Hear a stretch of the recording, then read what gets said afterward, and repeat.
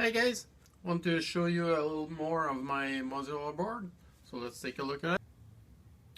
So last time I had run out of paint, so couldn't complete the whole project.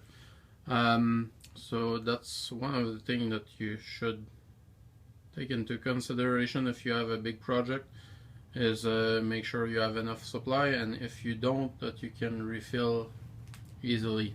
So I wasn't able to find the same exact paint, so it's not completely matching, but still fine.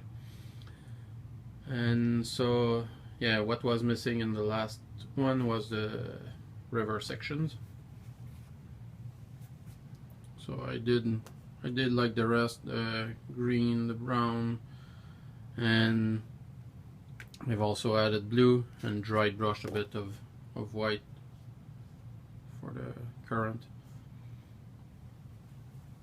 So this is what it looks like with 15 boards.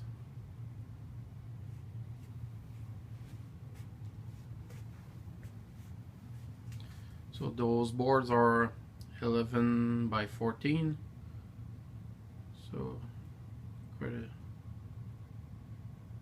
a big board.